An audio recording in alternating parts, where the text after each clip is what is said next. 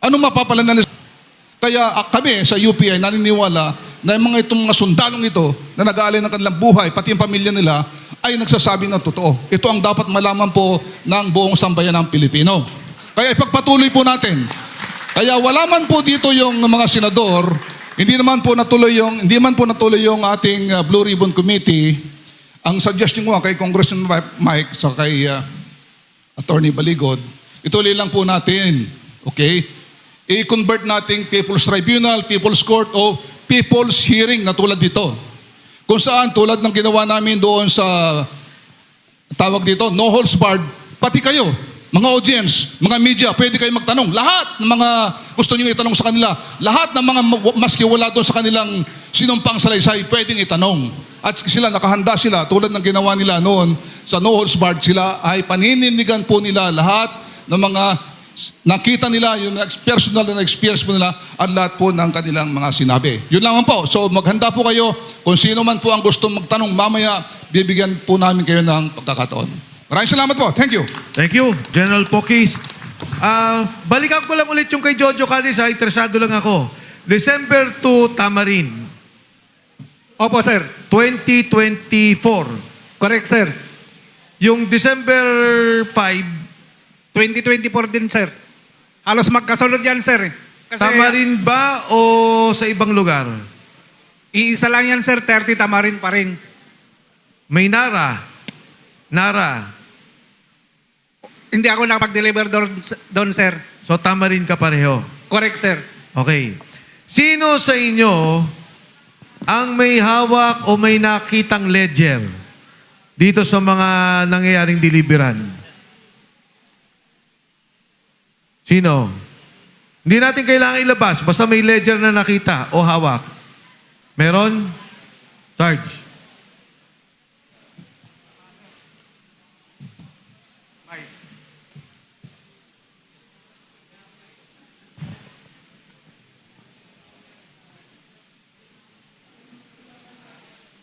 Nakita lang. Hindi na, hello sir. Yung mga ledger na kasi sir, hawak ng EA dyan sir.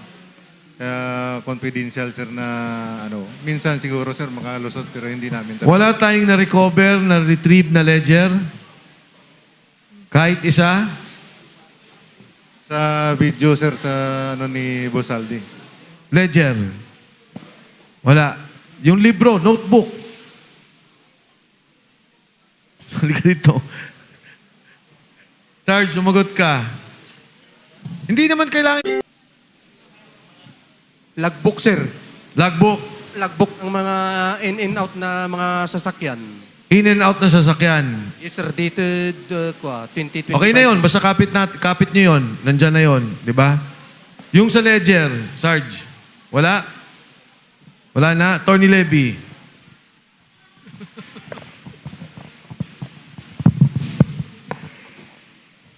Sino yung nagbigay ng kwan? Yung sinabi ni Tiksay na sunugin nyo na. Ako sir yun. Sino nag-turn over? Sir, wala na yun kasi nung sabing sunugin, nakita ko kasi maraming maganda na pwede pang gamitin. Tapos binuklat ko, doon ko nakita yung mga listahan. Nakita kong listahan doon sir na matandaan ko. Sige, sa mga tweet, may notebook kahit pa paano listahan at merong mga nakalista sir. yung logbook. Yes sir. O, kapit lang yun. Basta importante yun sa mga darating na panahon. Attorney Lev? Oh, okay. From the audience, kung may magtatanong, Colonel Mitran. Mike. Okay, kanina pa tayo nagtatanong. Tinatanong natin kung sino yung mga involved. Ang hindi natin naitatanong kung paano natin ipagtanggol itong mga sundalong ito. Ang gusto ko sana itanong kanina, kay Lieutenant Senior Grade Trillanes, pero nasagot na. Ang pangalawa ko sana itatanong, yung kaibigan ko na si General Torre. Na kaibigan ko yun. Hinahamon ko yun. Umakyat kami sa bundok. At talagang matapang siya. Now, Ang tanong ko sa mga marino o sundalo na lang,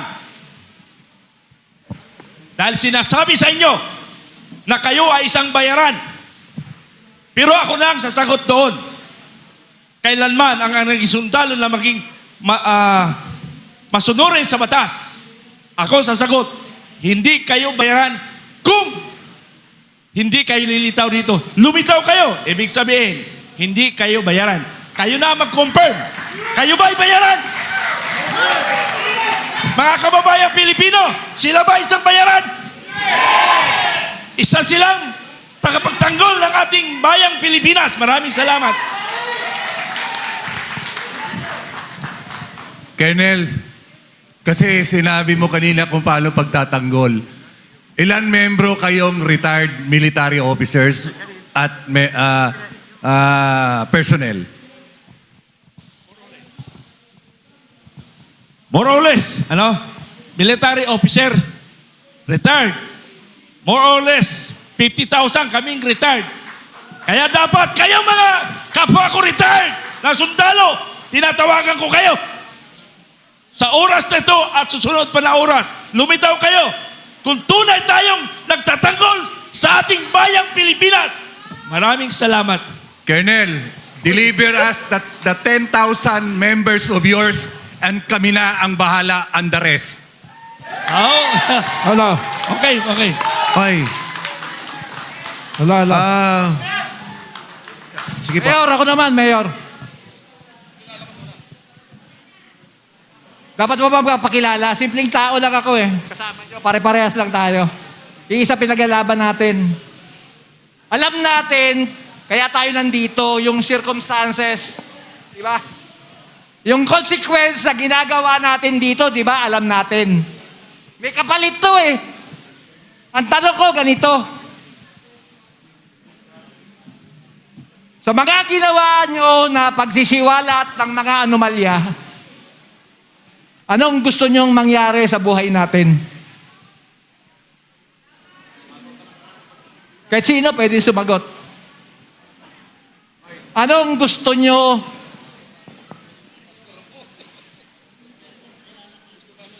Kasi alam natin yung consequence ito, di ba? Narito tayo, pare-parehas tayo, nandito eh. Ako na ho sasagot, sabi nila. Kaya ho sila lumabas para suportahan ng mga mamayan na gusto ng katarungan. Ngayon, ito, pangalawang tanong. After this, what will happen? Anong gagawin natin pagkatapos ito?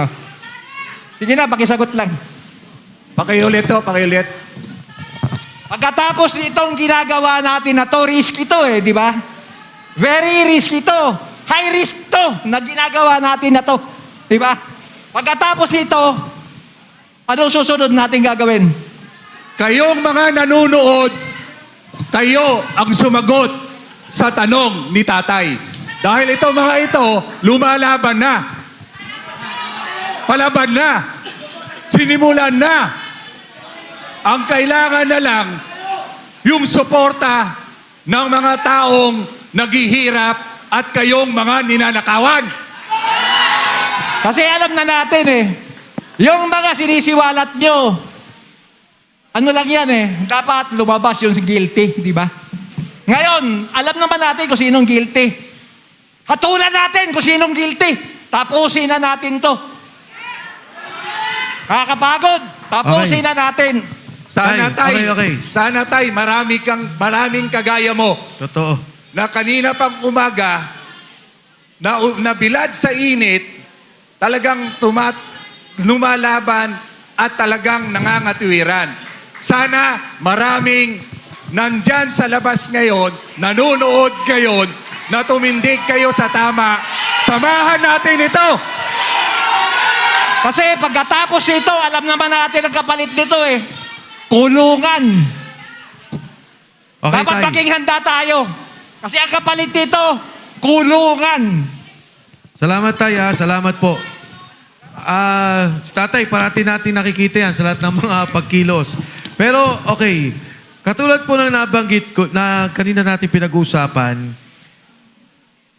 Importante ho ang Blue Ribbon Committee hearing dahil lumalabas doon na magiging opisyal ang lahat ng kanilang sinabi. Sa naganap na nakaraang Blue Ribbon Committee hearing, nagamit na naman at pwedeng gamitin yung mga nabanggit nila. Pero sa ngayon, sa sitwasyon natin, ang pwede lang po nating magawa ay maipaalam sa taong bayan ano ba itong hinahawakan na impormasyon, hinahawakan na kalaman ng ating mga sundalo. Yun lang ang magagawa natin. Kahit papaano makatulong tayo na maibahagi sa kanila yung ganitong impormasyon na hindi malalaman ng taong bayan. Kaya ho sa marami akong tinatanong mismo dun sa issue, paano makakatulong, at kung sakasakali ay makakapagtulak ng mga kaso na gusto nating makita. Kasi katulad doon na nabanggit natin, lahat may kaso na. Pero yung mga sinasabing nagnakaw, yung nandito sa affidavit ng 18 Marines, ni isa. Siguro may isa lang dito na napatawag. Pero lahat to malaya. Lahat walang problema. At maganda yung binanggit ni Sarge sa... sino to? Tabergo. Kasi ito yung isa sa binanggit ni Saldico eh. Na December 2 and 5 na delivery na siya mismo ang kasama. Importante si Saldico. Sa lahat ng sinasabi ninyo, si Mark Teksay, si John Paul Estrada, dahil sila ang nakakalam ng delivery ng pera, papunta ng Bali Verde, papunta ng Horizon, pagkatapos ng Horizon, delivery kung kani-kanino. Partikular, si Speaker Martin Romualdez. Eto ho, 2 taong nabanggit kanina. Nabanggit na ni Gutesa si Eric Yap, tama? Nabanggit na yun sa kanyang affidavit. Sino pa yung nabanggit nyo kaninang kontraktor? Sa mic? Congressman Garjola, sir. Ilang beses mo nakita nag-deliver? Isang beses na po. Ilang maleta? 4 na balita po. 4 na maleta. Sino pa? Wala na? Yung mga delivery sa Bali Verde. Yan yung una hakbang eh. Pag delivery sa Horizon palabas, ito na yung pangalawa. Ngayon, Attorney Levy, matanong lang kita. Doon sa ledger na hawak mo, ano ang mga nakikita mong pangalan at mga pwedeng hanay na gamitin doon? Alam mo naman, ang ledger, ebidensya yan. Diba? Ebidensya yan. Hindi ho kay Attorney Levy ang may hawak, pero nakita na ni Attorney Levy. Eh, siyempre, ayaw pang sumagot ng ating mga kasama, pero hawak nila yan, pati yung logbook ng in and out ng mga kotse. Attorney Levy, if you can just expand on that a little. Yung ledger na sinasabi nila kay Mark Tiksay, naiwan kasi ni Mark Tiksay yon at inutusan sila na kunin at sunugin. Pero hindi nila sinunod si Mark Tiksay. So, nasa pangangalaga po ng ibang tao yung ledger. At siguro hindi pa panahon na ilabas natin yung laman ng ledger na yan, no? Kasi maraming mga tao doon, pati kung sino yung nakinabang sa PhilHealth Fund at saka sa PDIC Fund, nandun din. Yung mga nakinabang sa NIA na pondo, nandun din. Pero pag dumating po siguro si Mark Tiksay, siya ang tamang tao na magpapaliwanag sa mga nilalaman ng ledger na ito. So yun, malinaw po Sa isang kaso, attorney, di ba ang ledger ay malaking bahagi ng ebidensya na maaaring ipresenta ng mga sundalo at maging ng abogado o maging ng ombudsman sa tamang panahon. Attorney Levy. Oo. Yung ledger kasi na yan ay isinulat bago pumutok ang kontrobersiya. So usually ang mga korte, binibigyan yan ng evidentiary weight because it was prepared before the controversy arose. Pero sa tamang panahon po, tulad ng sabi ko, Thank you, Attorney Levy. Yes, ito yung laging sinasabi nila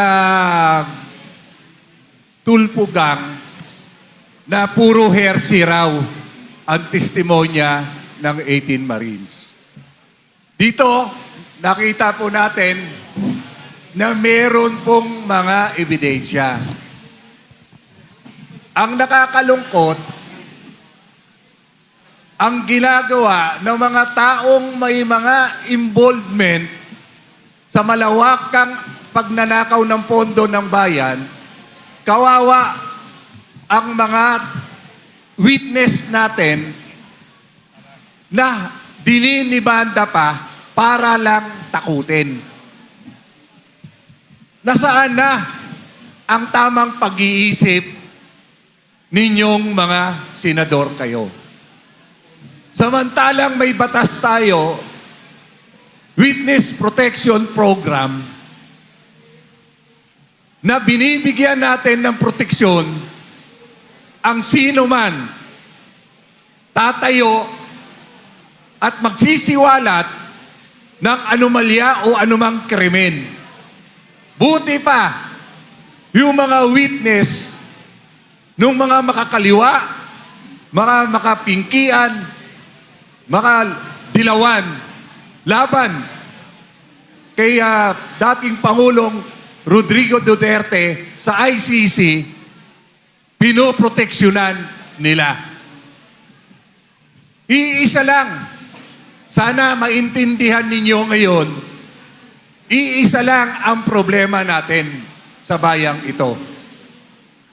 Yung mga taong nagpapatakbo sa gobyerno. Sana makonsensya na kayo. Sana maawa tayo sa mga taong tumitindig. Tumitindig para sa bayan. Tumitindig para sa taong bayan. Na sana naman, kung hindi kaya ipagtanggol ng taong gobyerno ang mga taong ito, dapat tayong taong bayan na ang magproproteksyon para lumabas ang katotohanan at tapusin na natin ang nagpapahirap sa bayan natin. Sana manaig ang kabutihan at sana manaig ang katotohanan. Ipakita natin, hindi lahat ng tao ay kahayang suhulan ng mali-maletang pera. Kaya, wala nang ibang inaasahan. Personal ko po ito. Wala na tayong maasahan kung hindi tayong taong bayan ngayon. Dahil nakita naman po natin kung paano gipitin ang ating mga senador. Hahayaan pa ba natin ito na mangyari sa bayan nating ito? Sana magkaisa na tayo. Tapusin na natin ang nagpapahirap sa bayan at sa taong bayan. Bayan ko, nasaan ka sa panahong ito? Mga kababayan ko, ano pa bang katibayan ang kailangan natin para sagipin natin ang mga susunod na henerasyon? Pagpasensyahan niyo po, 36 days na kami na nagproproteksyon sa Senado. Pinoproteksyon na namin ang mga senador na akala namin titindig sa taong bayan. Pero eto tayo ngayon, tayo na rin lang. Kaya dapat sama-sama tayong tapusin na natin ang paghihirap ng taong bayan. Karapatan natin, tayong mamamayan, lalabanan ang anuman pangungurakot at pananamantala sa taong bayan. Sana po magsama-sama tayo. May tanong dito. Tanungin ko muna yung ating mga kasi pinakita kanina yung photo ni Senator Pangilinan kasama yung kanyang pamilya na si Sharon Cuneta at saka yung kanilang dalawang anak doon sa photo. At kasama doon yung mga empleyado ni Zaldico sa ano yun? Ano yun? Misibis Aviation. Misibis Aviation. Ano yung karanasan nila doon sa picture na yon? Anong relation noon sa ipinaglalaban natin kung si ano ba ay laging nanghihiram ba ng eroplano airbag mula sa kay Zaldico? Yung picture na po yun, hindi galing sa mga sundalo, galing sa empleyado sa Misibis Aviation. At sa tamang panahon din, ay lalabas din sila. No? So iba pang witnesses po ang mga ito. Okay. So we are very much encouraged that there are more to come, no? Ako naman po ay nais ko lamang bigyan ng pagsaludo yung ating mga former soldiers. Palakpakan natin sila. Nais ko lang i-mention kasi yung iba sa kanila ay in fact naging biktima ng lindol. One of them right now, nung nakaraang hearing, yung kanyang kapatid ay namatay sa cancer on the day of the hearing. Baka pwedeng tumayo si Sir Walter. Sa araw na ito, nasa ICU po yung kanyang tatay. Sorry, bilang nanay, naiiyak ako. Kasi merong mga iba nagsasabi na bayad sila. But they do not see the struggles of each one of them. At nais ko lang na sa araw na ito, bigyan kayo ng pasalamat kasi mas pinili nyo na pumunta dito kahit walang senador na dumating. Nandito ang mga tao kasama ninyo para bigyan kayo ng pag-asa na kami ay nakakakita rin po ng pag-asa sa inyo para sa ikabubuti ng bansang Pilipinas.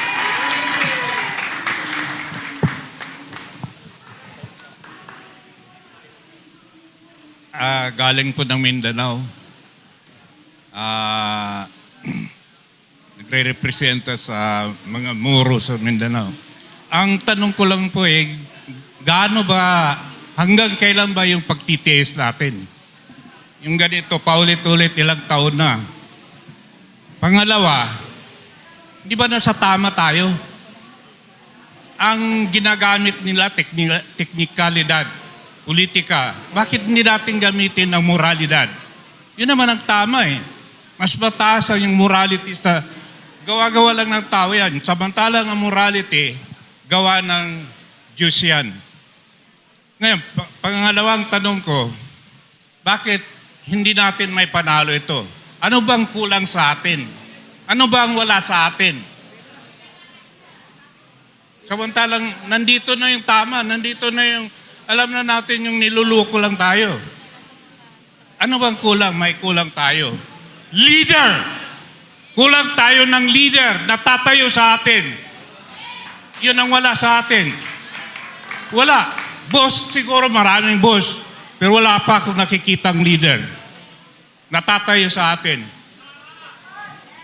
Ano, tayo bang magtatanggol sa leader? Hindi ba ang leader ang magtatanggol sa atin? Kaya nga siya naging leader para ipagtanggol tayo.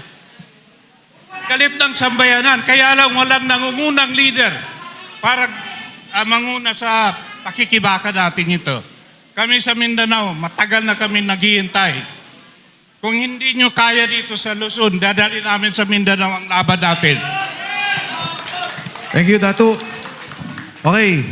Sa atin po lahat, sa lahat ng mga nagsalita, inuulit ko, hindi ho to opisyal na hearing ng Blue Ribbon Committee. Nangyari po, nagkaroon ng kaguluhan at alam natin na special session na lang po bukas at maaring tapos na. at magkaiba na ng liderato ng Blue Ribbon Committee. Pero, hindi po kami hihinto para ilabas ang katotohanan.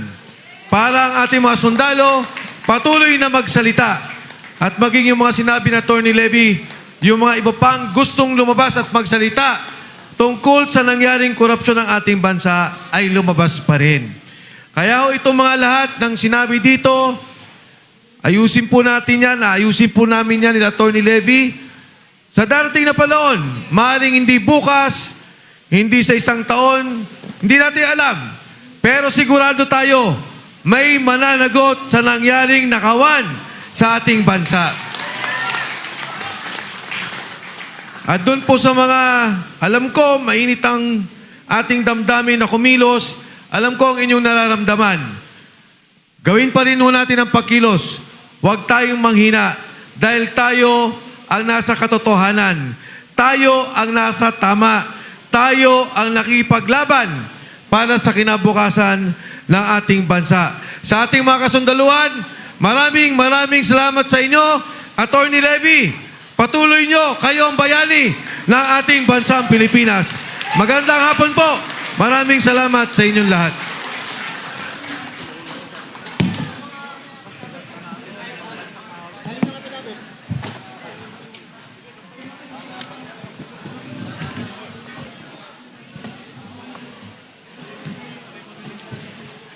Pambansang awit. Kayong dalawa, pambansang awit.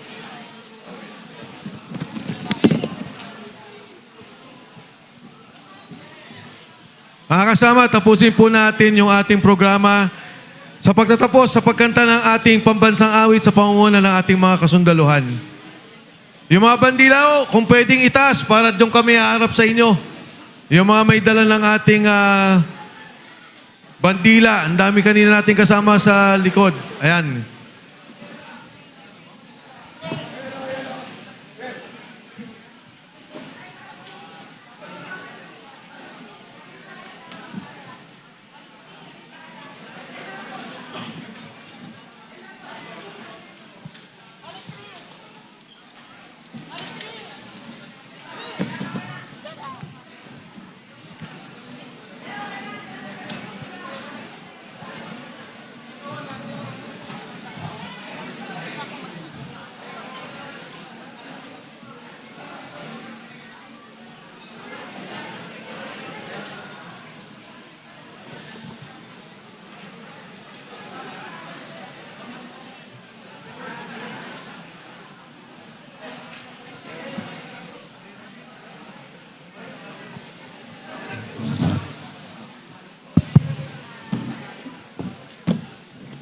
Hello.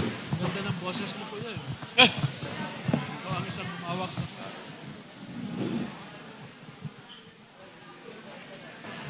Mga kababayan, ang pambansang awit ng Pilipinas. Bayang magiliw, perlas sa silanganan, alap ng puso, sa titipoy buhay. Lupang hinirang, duya ka ng magiting, sa paglulupi, di ka pasisil, sa dagat at mundok, sa simoy at sa langit mo'y bughaw, may dilagang tula at awit sa pagmay minamahal, ang isap ng watawat bu'y kay humpay na nagniningning. Ang bituin at araw niya kailang pa may di magdidilim. Lupa ng araw na walhati pagsinta, buhay langit sa piling mo. Hamiligaya na pag may mga api ang mamatay ng dahil sa'yo.